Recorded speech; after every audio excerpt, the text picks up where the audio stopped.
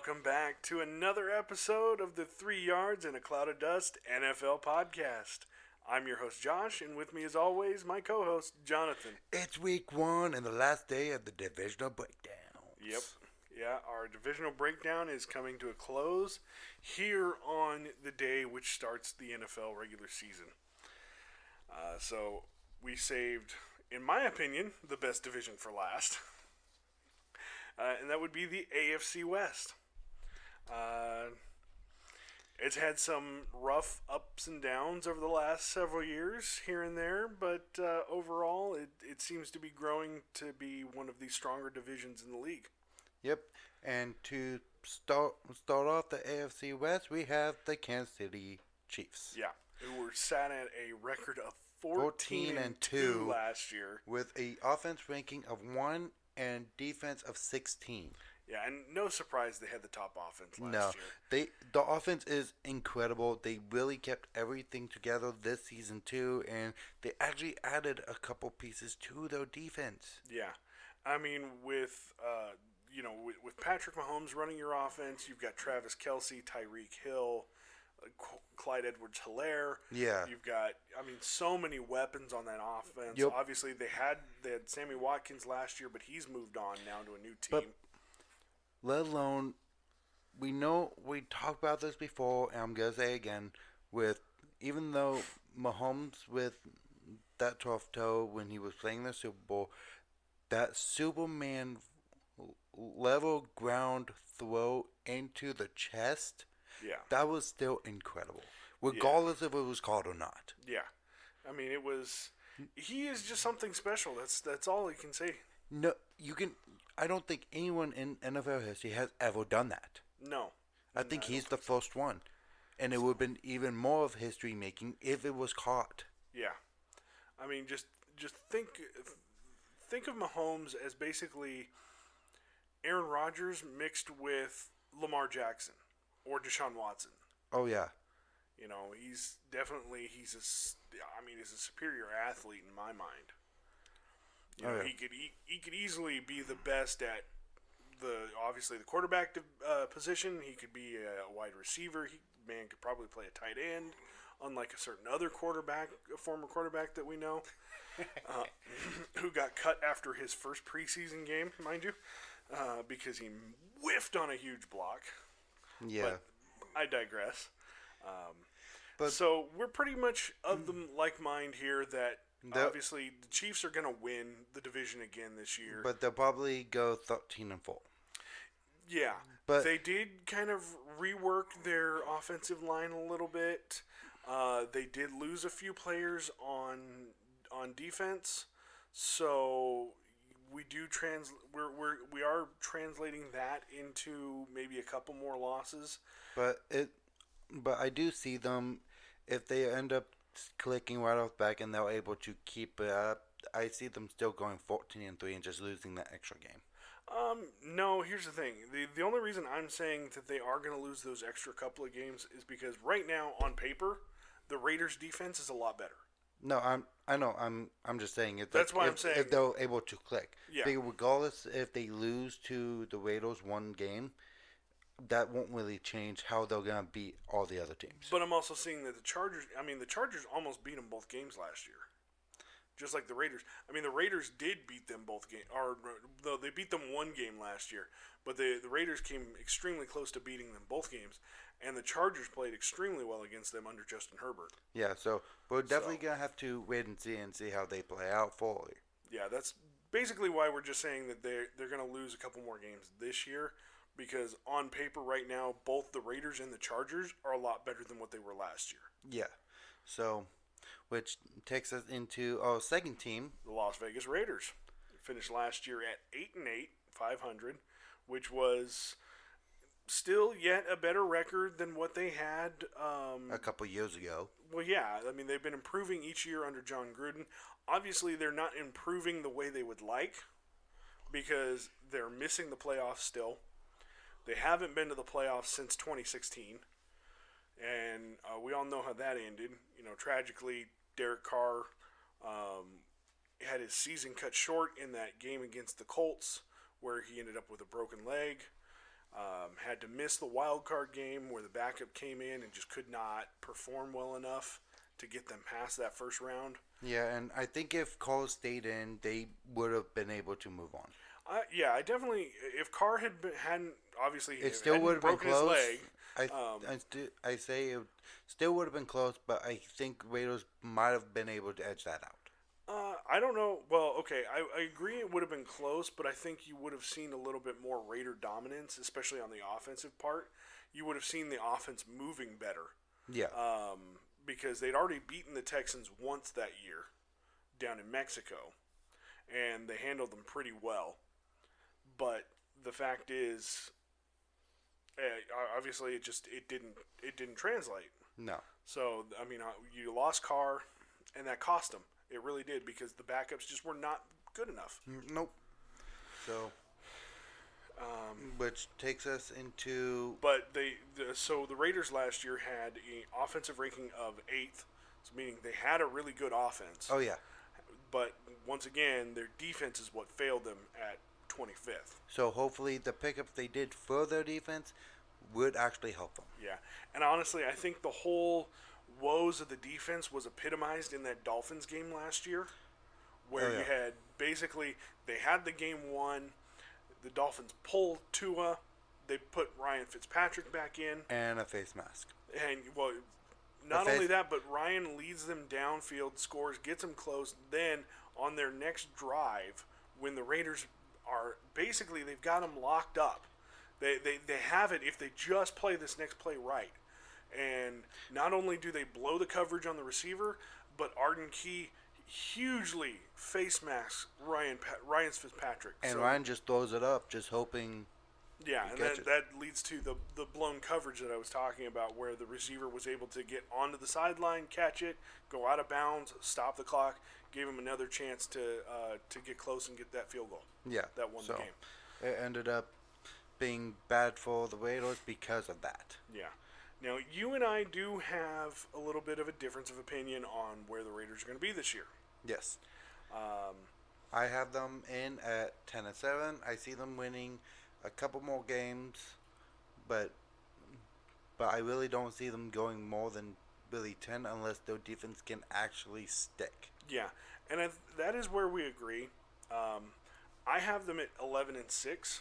And as long as their defense plays up to the talent that it has on paper. Yeah, and that's the only reason I went down that one extra game, because I need to physically see, okay, can this defense actually stick like it shows on paper? Because if it doesn't, they're not winning that 11th game.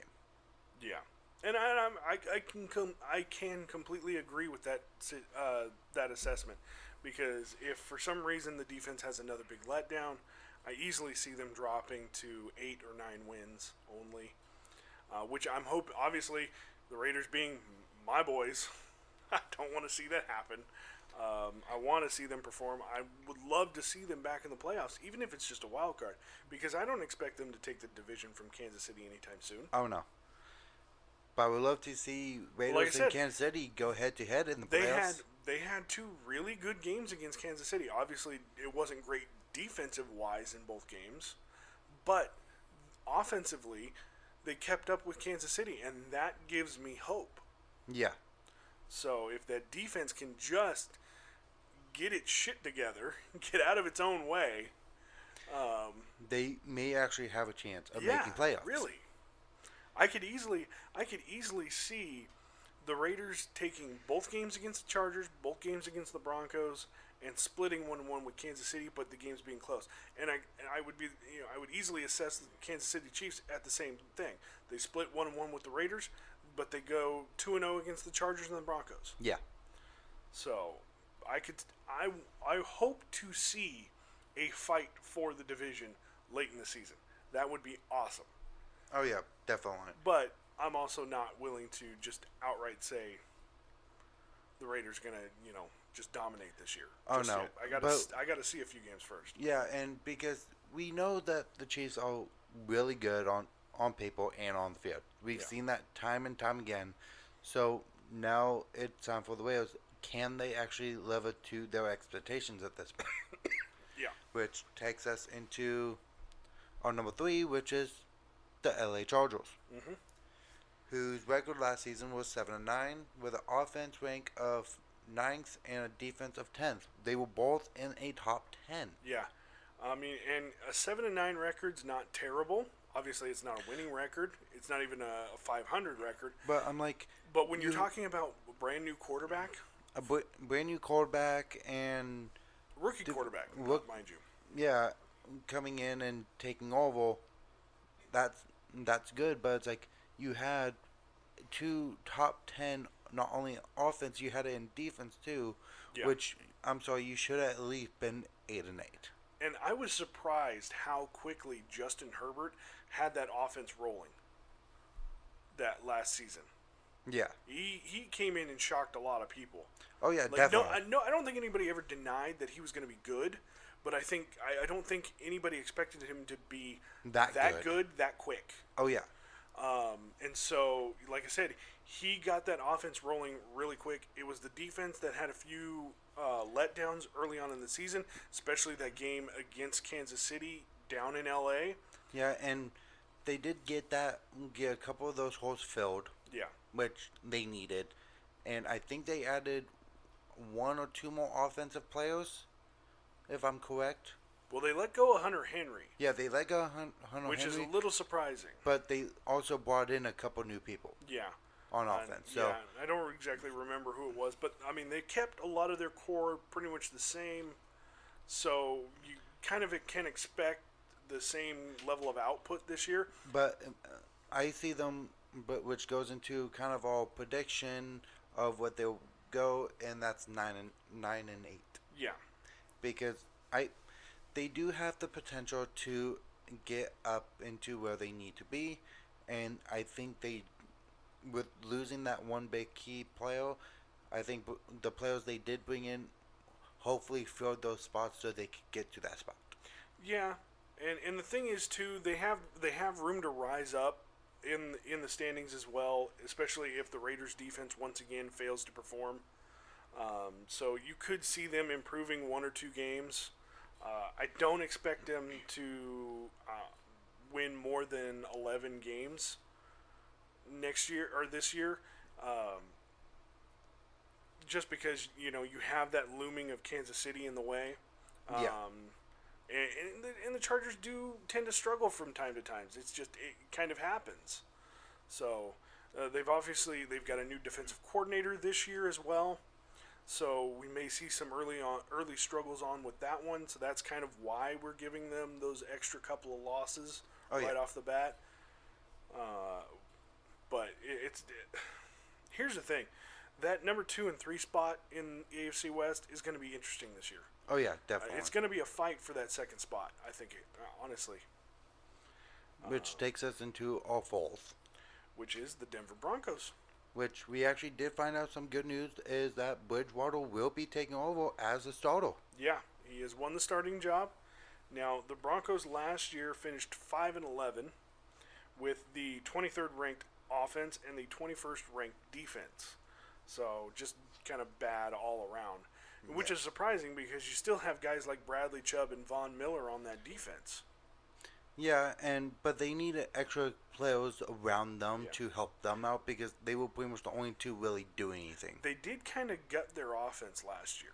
Yes. So it looks like they were heading for a reset right from the beginning. But when they got Bridgewater, they were able to kind of keep some of their other players and get some new ones in for Bridgewater. Yeah, I mean, obviously they drafted one of the best wide receivers in the league last year with Jerry Jeudy. Yep. So we're kind of expecting him and Bridgewater to have some fun together. Oh yeah. We do have them going only 6-11, and that's with Teddy Bridgewater, unfortunately, just because they did let go a lot of key pieces. If they kept those key pieces... The defense was a big letdown last year. Yeah. They didn't really do a whole lot in the offseason to if they were able fix it. If they were able to keep those key pieces and actually get to what they needed when they brought in Bridgewater without losing a lot of those pieces, I think it would be a little bit more different and a little bit more battle for a third between the Raiders, Chargers, and the Broncos. But because they got rid of those pieces, people, it just it won't do much. Yeah. No, I completely agree.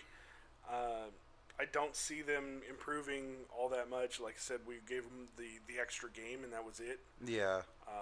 And that's if they even managed to win that. They could do even worse than they did last year. But we have a little more faith in Teddy Bridgewater than that. We actually think he's a really good quarterback. Yeah, so if he's able to actually take the weapons he has and be able to do a little bit more than other quarterbacks could do with them, I could see them winning at least 7. Maybe, yeah, if they get lucky. It's gonna be a struggle though. It's Yes. gonna take them a few years before they're really ready to compete. Oh yeah, but they have a young quarterback, and they can actually start building around him. Plus, too, they are looking. There is the rumor that they are one of the teams that is trying to make a bid at Deshaun Watson. Yeah, but I don't think Deshaun. I know Deshaun Watson wants out of the Houston. Texans, Yeah. but I don't think he really will want to end up at the Broncos. I think he'll probably want to end up with another team. I think, honestly, right now, for Deshaun, he just wants out of Houston, doesn't really care where he goes. I can't blame him. Houston is just an absolute shit show right now. And it's not going to get any better anytime soon. But I do believe the fact that with Teddy Bridgewater being in Denver, it does make it less likely Denver gets Watson. Yeah. And I think you just get you get him you get Bridgewater some decent weapons. He's gonna be a great quarterback for you. He was a great quarterback in Minnesota before his big injury. Unfortunately, he never really kind of got back after that injury. And then he went over to Carolina. Well, he went down to New Orleans, was backup for Drew Brees, and he looked great in his time there. Yeah. He really did. I think there was one point where Drew went down and he ended up playing like 4 or 5 games in a row. Mm-hmm. He looked amazing. Yes. So I agree he with still that. has the talent there. You just got to give him the weapons. And, I mean, that's basically the same thing with any quarterback in this league. There's only a few quarterbacks who can really shine with having a bunch of no-names around them. And that we saw that with Drew Brees, and we saw that with Tom Brady. Tom Brady. Thank you. Yeah. I went blank on his name for some reason. I mean, there were several years in New England where Tom Brady had a bunch of no-name offensive players. And he helped still, them. yeah. He was able to do something, and he ended up getting their names out there because of how well he helped them perform. And I mean, at the very least, with those no-name guys, he kept the Patriots competitive. They were still there in the division fight. They were still in the playoffs every year. They may not have been winning Super Bowls every year, but yeah, and he still kept them there. He was a big part of that. Because I don't think anyone would have heard of. But anyways, that's completely different. We're talking about Teddy Bridgewater right now. Yes. He has the talent to be a really good quarterback. Yes. We still saw that. I actually think he played decently over in Carolina. They didn't have the weapons for him. No. Other than Curtis Samuel and Christian McCaffrey, he had no weapons on offense. No. No decent weapons on offense. It was pretty much just him at that point. So you give, if Denver is smart, save up some of their draft picks, go get him some weapons to complement Jerry Jeudy and some of those tight ends that they have, then I really think that Bridgewater can help you compete. Oh, definitely. And of course they need to work on that defense a little bit. Yep. But so obviously we have the Kansas City Chiefs remaining in first place. We do think they're going to drop a little bit just because the other teams, we feel like they're going to be a little more competitive this year. So we have them dropping to 13-4, but remaining in first place. We both pretty much have the Raiders in second place solidly. Yes. You at 10-7, me at 11-6. Then we have the Chargers once again in third place at 9-8, and then the Denver Broncos at 6-11. Yeah. So basically nobody moves. There is some room for some flip-flopping with the Raiders and the Chargers. I don't think the Broncos are going to even be a factor at all this year. Not really. So, That's going to wrap it up for the AFC West and the divisional breakdown. Yes.